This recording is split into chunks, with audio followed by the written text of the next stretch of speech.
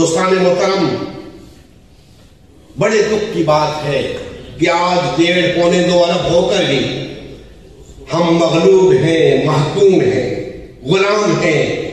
کیوں؟ صرف اور صرف اس لیے کہ ہم تفرقے میں مبتلا ہیں۔ ہم تفرقے میں مبتلا ہیں۔ ہم میں وحدت ہونی چاہیے تھی، ہمیں ایک جماعت ہونا چاہیے تھی، ہمارے اندر محبت ہونی چاہیے تھی، ہمیں رشتہ یا اخوت میں منسلک ہونا چاہیے تھا۔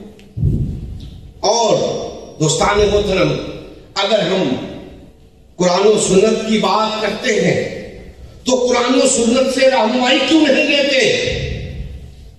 کیا قرآن و سنت ہمیں تفریق ہونے کی اجازت دیتے ہیں؟ نہیں۔ تو پھر ہم تفریق کیوں ہیں؟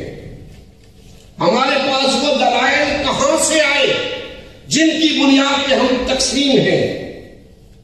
یاد رکھیں، دین کے اندر ایسی کوئی چیز نہیں جس کی بنیاد پہ تقسیم ہوا جائے۔ جن جن بنیادوں پر ہم تقسیم ہیں ان کا دین کے ساتھ کوئی تعلق نہیں، وہ سب غیر دینی چیزیں ہیں۔ اور یاد رکھیں، ہماری وحدت کے راہ میں، وحدت کی راہ میں جو چیز رکاوٹ بن رہی ہے اسے چھوڑ دو۔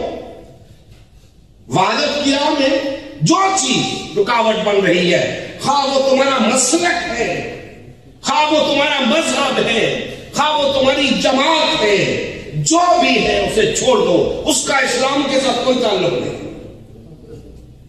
ہمیں وحدت اختیار کرنی ہے، ایک جماعت بننا ہے، اس کے سوا چارہ نہیں۔